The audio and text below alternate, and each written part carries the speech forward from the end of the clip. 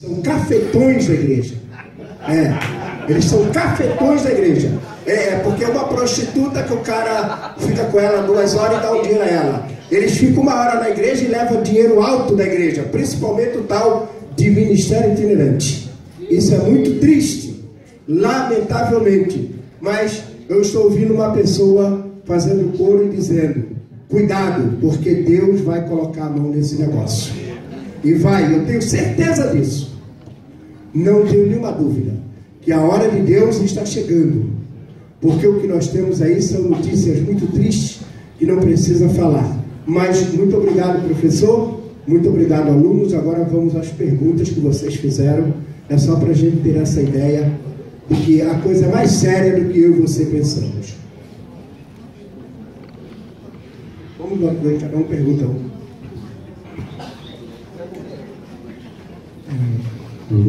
Queridos, eu dei uma olhada aqui nas perguntas.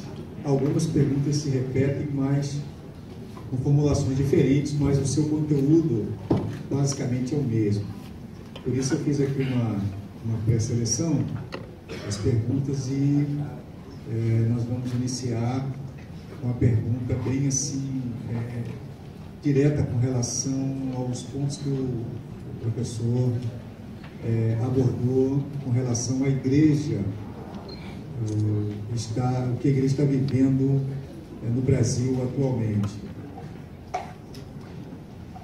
Então, a primeira pergunta aqui é a seguinte, ela é bem simples e direta, diz assim: professor, diante de todos os problemas já conhecidos que você apontou, gostaria que o senhor apontasse 3 soluções para a igreja no Brasil.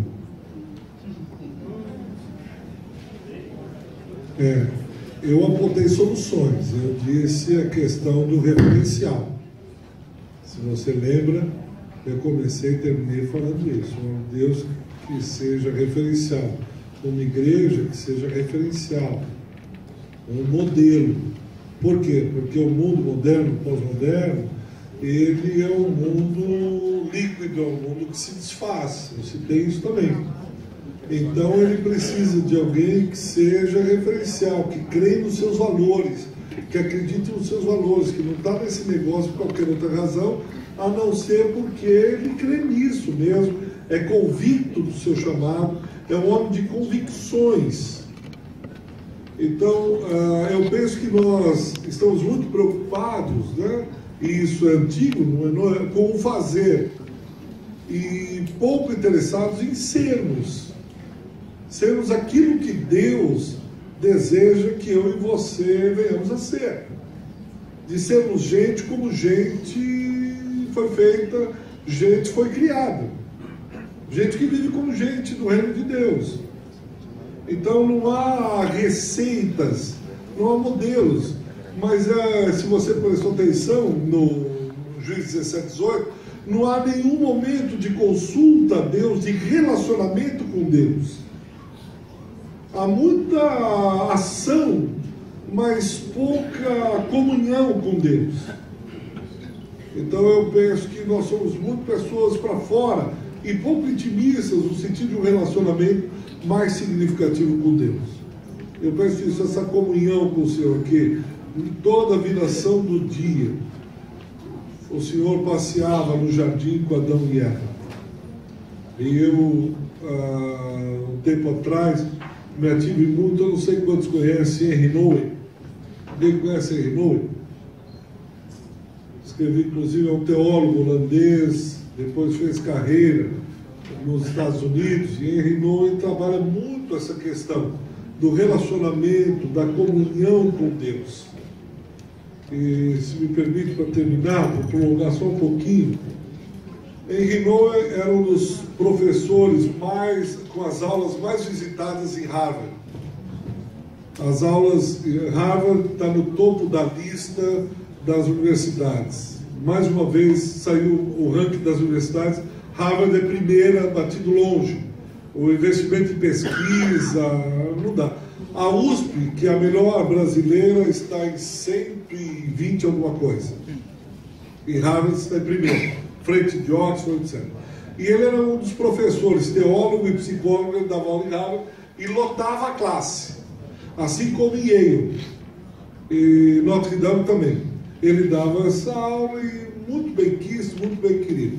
Ele começou a entrar em uma crise pessoal e buscando a vontade de Deus, o que Deus queria para a vida, etc. Ele pediu para sair de Harvard. Harvard não permitiu que ele saísse, disse: nós vamos te dar um afastamento de 6 meses. Ele disse: não, mas eu estou em crise. Deu 1 ano, um salário integral sendo pago. E ele buscando a Deus, etc., ele foi e conheceu o Jean, que é um francês, que tem uma casa, ele fundou uma casa que é ao redor do mundo e que cuida de crianças especiais, com síndrome de Down. E ele entendeu de Deus que deveria ir para essa casa, chama Arca, em francês Larc. E ele foi trabalhar no Canadá com crianças especiais. E ele, em crise, entendeu de Deus que Deus o queria lá. E quando ele entrou, foi pior, porque ele foi cuidar de um menino, Adam.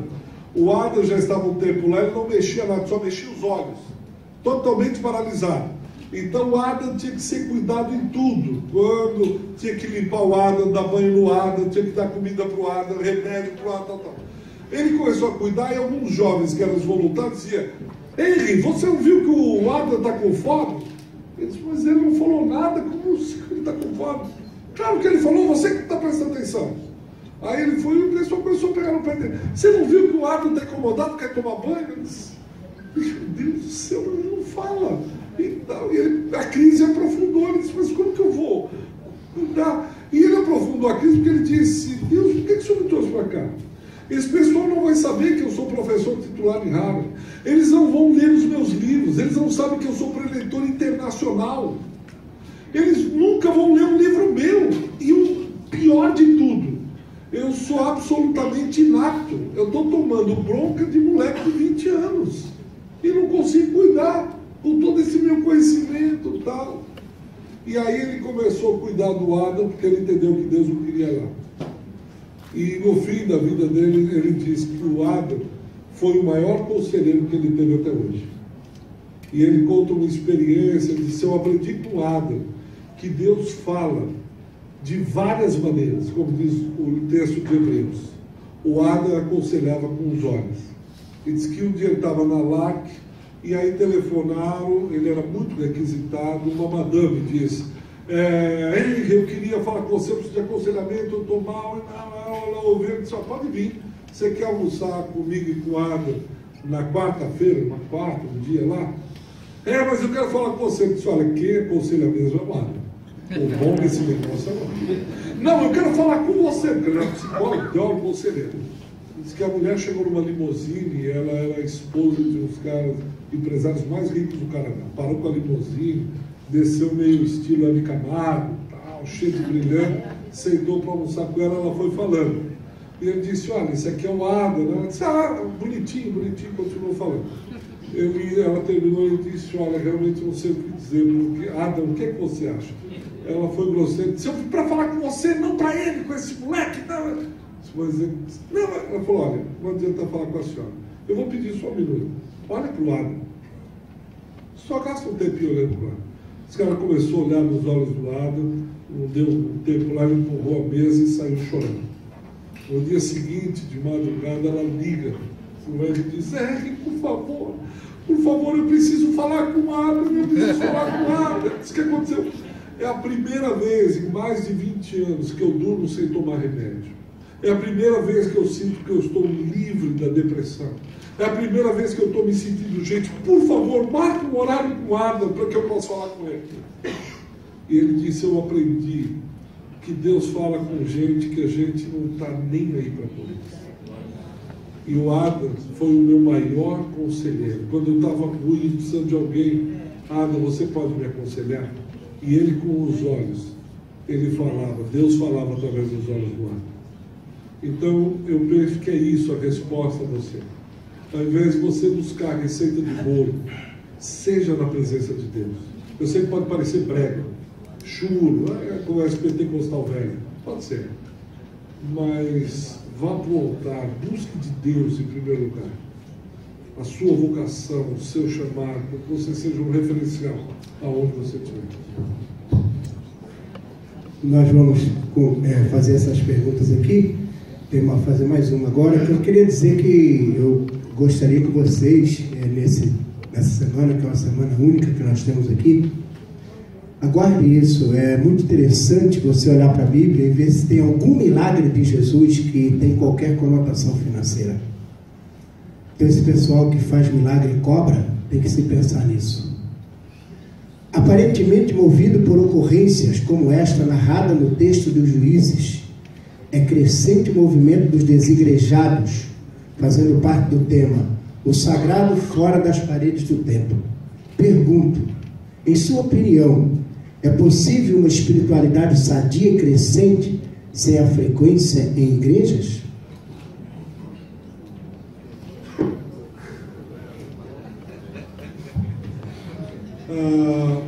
Eu penso que a espiritualidade, principalmente a espiritualidade dos pais do deserto, quando ele é um grupo que sai, né, é chamado por aqueles que estudam a espiritualidade, chamado de espiritualidade mística. A espiritualidade não é algo muito simples de você definir. Quando você diz espiritualidade, o que é que você quer dizer exatamente com isso? Porque a palavra teologia, no seu começo, era comunhão com Deus. O teólogo era aquele homem que orava, que mantinha uma espiritualidade sadia. Tanto é que um dos grandes teólogos, e recentemente que eu vim aprofundar um pouco mais, que é João Calvino, ele era conhecido como teólogo da oração. E aí eu tenho questionado alguns calvinistas, por que vocês não escrevem mais sobre oração? E aí o pastor escreveu um livrinho pequeno de oração, ele se deteve, ele teve uma vida curta, e a coisa que mais ele fazia era oração, e é pouco levantado. Eu disse, olha, mas mesmo as institutas não trazem isso com tanta ênfase. Se fala muito sobre o teólogo, mas esquece esse ponto da espiritualidade que é a oração. O próprio Agostinho, uma experiência, como a gente chama, né, uma experiência dramática, a conversão de Agostinho, mesmo coisa em Atos 9, com o apóstolo Paulo, que foi lido aqui.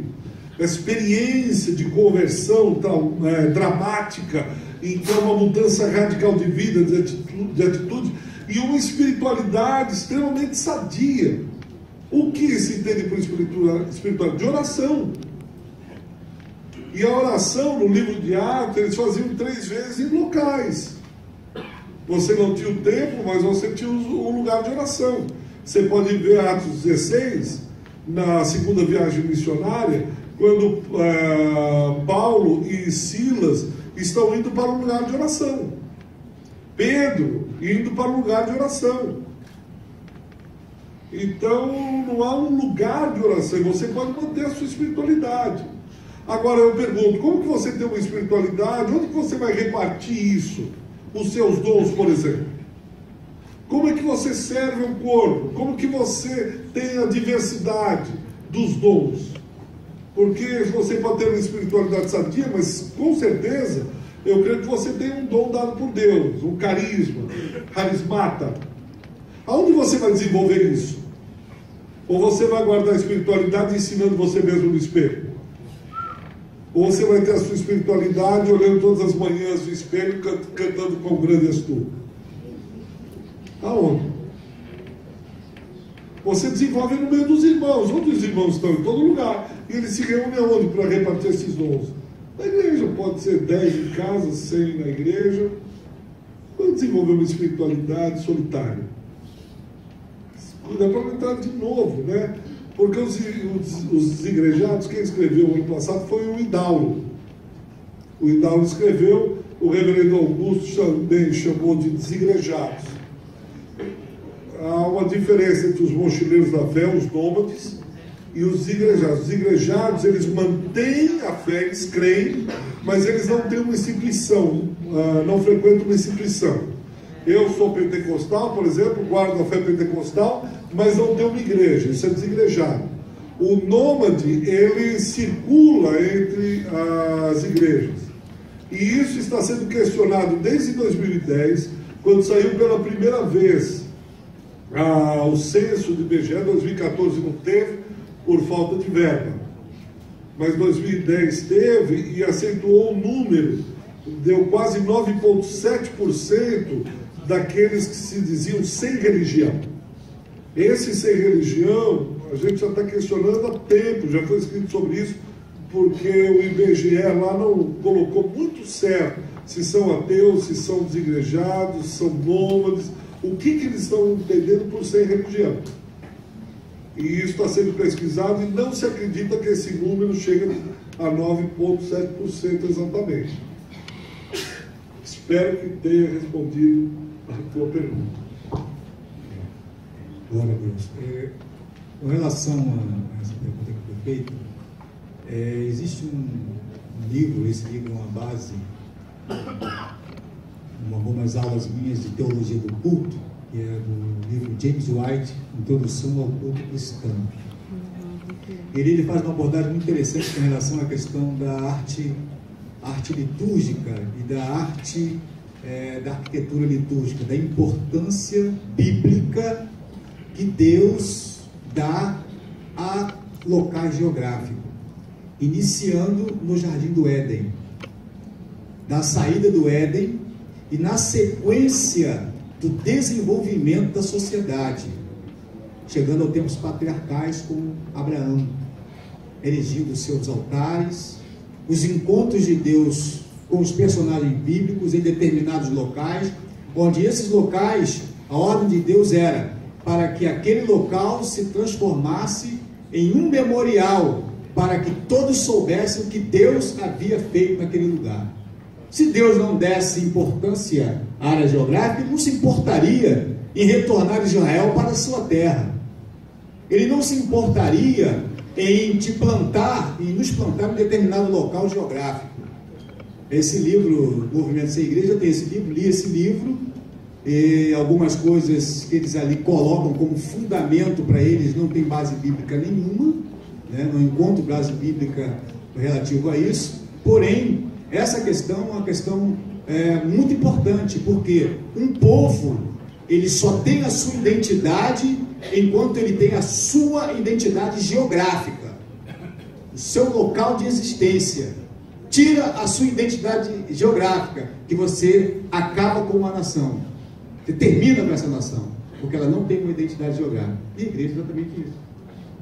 Enquanto nós estamos nesse mundo, o nosso endereço é a nossa igreja, a nossa área geográfica, onde nós nos encontramos. A igreja universal é uma, a espiritual, ela é uma. Espírito está sujeito a tempo, espaço e a deslocamento do espaço. Mas, enquanto estamos aqui, nós temos a nossa área geográfica. Então eles pegam aquele versículo que Jesus, encontrando com a mulher, ele coloca que Deus busca os verdadeiros adoradores, que o adorarão em espírito e em verdade. Esse é o gancho que eles pegam. Quando, na verdade, Jesus estava ali tratando de outras questões muito mais importantes na vida daquela mulher, enquanto ele travava o diálogo com ela. Mas vamos lá, a próxima pergunta. Ok, vamos lá. Que atitude tomar diante de tudo isso? Uma igreja mística como cristã verdadeira?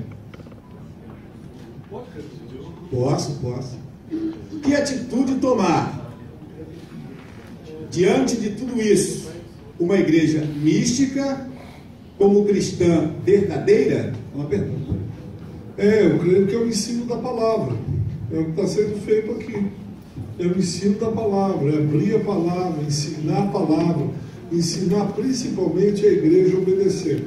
Eu estou cada dia mais convencido que os pastores e líderes precisam ensinar a igreja a obedecer ao Senhor Jesus Cristo, mostrar através da palavra o que Deus deseja para o seu povo, como o seu povo deve andar, como o seu povo deve pensar, como o seu povo deve falar, como o seu povo deve agir. Isso está na palavra. Ensina a palavra.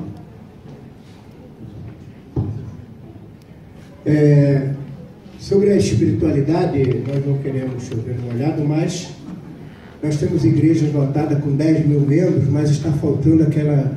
Tem muita gente, mas está faltando aquele negócio que a Bíblia diz: onde tiver 2 ou 3 em meu nome, ali eu estou com eles.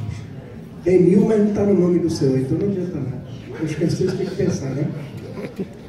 Na igreja atual, quando o pastor quer ser o sacerdote e diz que a bênção está com ele, e passar por ele, quem não lhe obedece, Deus vai lhe tirar a bênção. Que ele ganhou. Onde está escrito isso na Bíblia?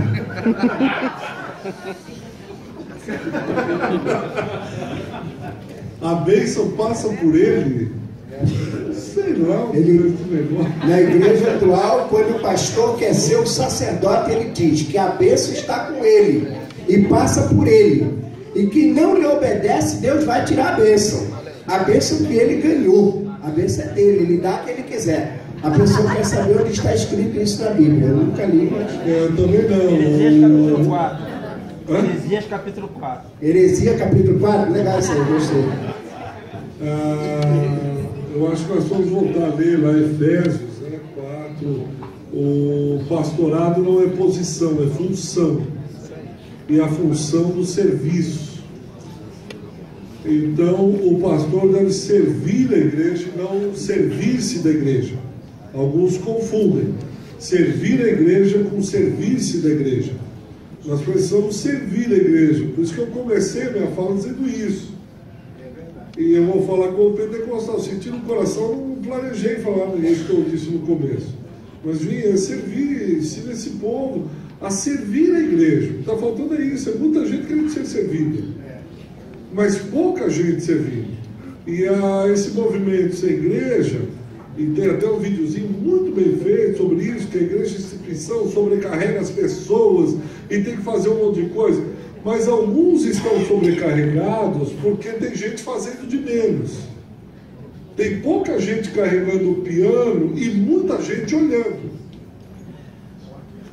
O que eu penso é que tem muita gente sobrecarregada, não porque a igreja instituição sobrecarrega, mas é porque tem muita gente parada. Nos Estados Unidos, eu morei um tempo lá, e o pessoal diz: a sua igreja é 80 por 20 ou 70 por 30? 80 por 20, o que é isso?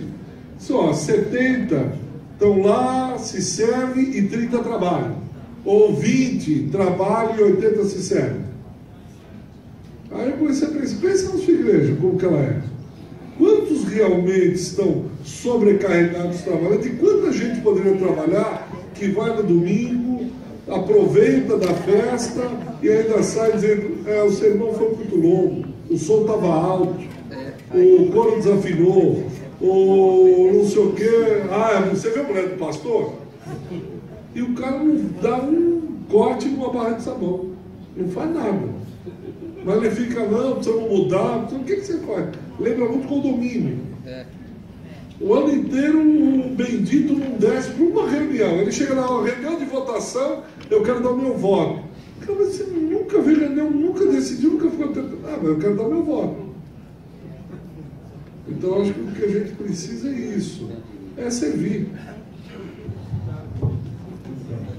Vamos aí agora para a última pergunta da noite, né? Diz aqui: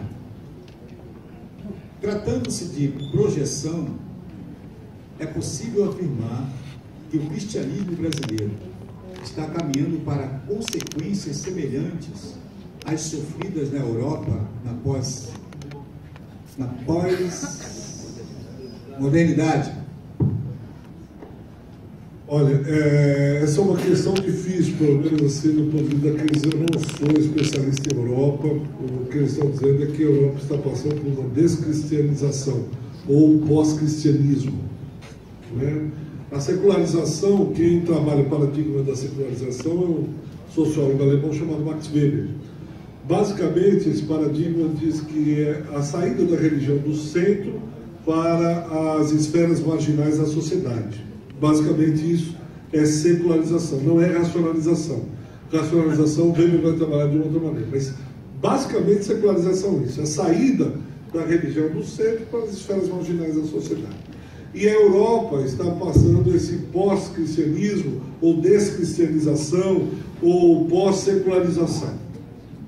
Mas alguns também que voltaram recentemente da Europa dizem que a religião ali está pegando fogo, principalmente com a questão do islamismo. Eu fazia parte até o ano passado de um grupo de estudo da USP, e uma das professoras voltou da Europa, da Alemanha, com especialistas da religião. E o grande medo hoje de religião é a questão islâmica, porque o Islã está entrando na Europa, e agora com os refugiados, é um terror, etc., mas é que eles estão com muito medo que entrem também terroristas, homens-bomba, etc. Está muito complicada a situação na Europa, em termos de religião. Na França, alguns anos atrás, acho que o Antônio Carlos, que é da área do direito, foi proibido todo símbolo religioso lá. Por que foi proibido o símbolo religioso? Porque com a entrada do islamismo, eu tenho uma prima que mora na França, quando você tem um filho, eles dão licença maternidade, pagam salário extra, pagam leite, fraldas, porque a Europa está em processo de envelhecimento. Então o filho na Europa é celebrado, o governo tal, o francês não tem filho. Então a escola é gratuita, hip-hip-unga, todo mundo bate palma, faz força, está tudo certo. Só que o pessoal que chega do Islã e pobre, e que fica nas periferias, o cara tem de 11 a 15 filhos, família com ele, e vai pondo filho. Só que eles estão usando o sistema de saúde na França, o sistema escolar, e eles não estão se convertendo à laicidade. Começaram a formar professoras e elas vão com o véu, estão dando aula e passando o islamismo nas escolas francesas. E quem que está pagando a conta? Lembre-se que o único demônio que Jesus nomeia é Mamon. No fim, é questão econômica. E aí os franceses olham e dizem, espera aí, esses caras estão tendo um filho a rodo, igual coelho, e ainda nós estamos bancando saúde, educação, moradia, etc, etc, etc, etc. E tem um cálculo aí que em 2000 e alguma coisa, eles vão ser maioria e vão começar a eleger os representantes políticos. 2025. Nós vamos pagar as contas, eles continuam filiados ao islamismo e de repente vão começar a pôr gente na política. Qual que é a briga com os evangélicos na política? É só porque os evangélicos estão entrando? Qual é o problema com a Globo, com o Edir Macedo? É só porque ele está propagando a fé evangélica? A questão de fundo é Mamon, que começou a perturbar. Mamon que começou a dizer, esses caras aqui vão começar a pegar o quinhão. Então, quando a gente transporta da Europa para o Brasil, é uma outra coisa. Lá é berço do cristianismo. Nós temos aqui pouco tempo. As igrejas, os missionários de missão, chamado protestantismo histórico, não tem 200 anos no Brasil. O Brasil ainda, a matriz é católica. E eu acho que é isso que a gente não está percebendo. Você não tira uma matriz cultural facilmente. Querem ver? Já vou terminar. Quando nós fazemos as campanhas, que agora virou febre, são as novenas católicas. Ao invés das novenas, eu fui católico até os 18 anos, católico mesmo. Ao invés de campanha, você coloca ao invés das novenas, você coloca as campanhas. Ao invés de irmos para Roma, nas caravanas, a gente vai para Israel. São as mesmas caravanas católicas. A matriz, ao invés da água benta, você tem um copo d'água em cima do rádio. Há uma catolicização frequente nas igrejas evangélicas, principalmente entre os pentecostais. Nós vamos romanizando, porque o nosso... deixa eu terminar, que senão eu vou... Porque esse assunto é longo. Eu não sei se vocês viram a entrevista do Papa, quando ele veio no Brasil. Houve um furo de reportagem de um repórter da Globo, que eu nunca tinha visto antes. Ele está numa mesa e ele vai no Fantástico, diz um furo de reportagem. Alguém assistiu? Camarote. Hã? Camarote, da Globo. Camarote? Eu não lembro quem era, eu nunca tinha visto. E aí no meio ele disse, olha, coincidência, o senhor está aqui fazendo a entrevista, e papai, e o Jorge, os caras são bons pra caramba no que fazem. Tem que tirar o chapéu. Eles têm 2000 anos. Roma cai, mas eles se alinham aos bárbaros e continuam. São extremamente hábeis politicamente. Os evangélicos não se enganem. Eles não estão mortos. Aí ele está dando uma entrevista, um furo de reportagem, e aí o Papa, com toda a sua vontade, diz assim: olha, me contaram, porque a pergunta é: você tem visto o crescimento dos pentecostais, dos evangélicos? Ele diz: olha, me contaram, eu não sei. Um sacerdote me contou que foi numa região aí da América Latina e foi visitar, foi na cidade. E aí o pessoal começou a dizer: olha, vocês nos abandonaram. E o sacerdote católico viu que tinha um monte de gente, igrejas pentecostais, protestantes, e a igreja católica vazia. Ele começou a visitar os fiéis. E aí ele foi numa casa de uma senhora, e a senhora dizia: vocês nos abandonaram, nós estávamos aqui, vocês não mandaram padres. E aí vieram os pastores, eles visitam a gente, os pastores estão sempre na igreja, os pastores oram quando a gente fica doente, vocês nos abandonaram, e foi nesse lenga-lenga o tempo todo. Eu não sei, me disseram, ele me contou isso. E aí no final ele disse: aí esse padre estava saindo. Quando ele foi sair, essa senhora disse: seu padre, ele veio e disse: o que foi? Vem cá. Diz que o padre estranhou e acompanhou, e foi indo em direção ao quarto dela. E o padre: meu Deus, o que é isso? Ela disse: o senhor não conta para ninguém, mas vem ver. Diz que ela abriu o guarda-roupa dentro do quarto dela. Quando abriu o guarda-roupa, o que tem lá? Uma estátua de Nossa Senhora da Aparecida, desse tamanho.